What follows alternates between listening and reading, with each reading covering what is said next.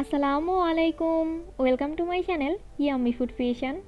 আমি আজকে আপনাদের সাথে দারুণ মজার স্ট্রবেরি মিল্কশেকের রেসিপি শেয়ার করব। যারা স্ট্রবেরি অপছন্দ করেন তাদের কাছেও কিন্তু স্ট্রবেরি মিল্কশেক অনেক ভালো লাগবে। চলুন দেখে নেওয়া যাক কীভাবে খুব সহজেই মিল্কশেকটা তৈরি করতে হয়। প্রথমেই একটা ব্লেন্ডারের জগে 1.5 কাপ বরফ ঠান্ডা দুধ নিয়ে নিচ্ছি। এর সাথে 1/4 কাপ দিয়ে দিচ্ছি চিনি, 2 টেবিল চামচ গুঁড়া দুধ এবং 1/4 কাপ স্ট্রবেরি সিরাপ দিয়ে দিচ্ছি। এই স্ট্রবেরি সিরাপ আপনারা বেকিং টুলবক্সেই পেয়ে যাবেন। বিট করে নেওয়া হুইপড ক্রিম দিয়ে দিচ্ছি 1/4 কাপ।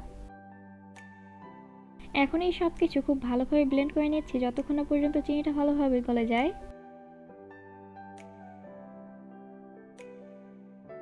চিনিটা ভালোভাবে গলে যাওয়ার পর এখন এর মধ্যে 4 টুকরা বরফ দিয়ে দিচ্ছি। 1 কাপ দিয়ে দিচ্ছি স্ট্রবেরি আইসক্রিম। 10 সেকেন্ডের জন্য ব্লেন্ড করে নিচ্ছি। এই পর্যায়ে কিন্তু কোনোভাবেই বেশি সময় ধরে ব্লেন্ড করা যাবে না। বেশি সময় ধরে ব্লেন্ড করলে এটা কিন্তু একদম পাতলা হয়ে যাবে। এই জন্য চেষ্টা করবেন মিক্স হয়ে গেলে সাথে সাথেই সার্ভ করে নিতে। আমাদের স্ট্রবেরি মিল্কশেক এখন পুরোপুরি তৈরি। দুইটা প্লাস্টিক জারে সামান্য পরিমাণে স্ট্রবেরি সিরাপ নিয়ে নিচ্ছি।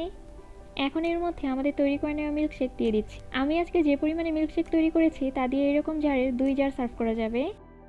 উপরে সামান্য পরিমাণে ক্রিম এবং স্ট্রবেরি সিরাপ দিয়ে দিচ্ছি।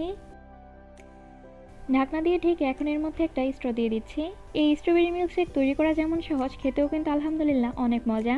আমি নিজেও খুব বেশি একটা স্ট্রবেরি পছন্দ করি না, তারপরে আমার কাছে এই মিল্কশেকটা দারুণ লেগেছে।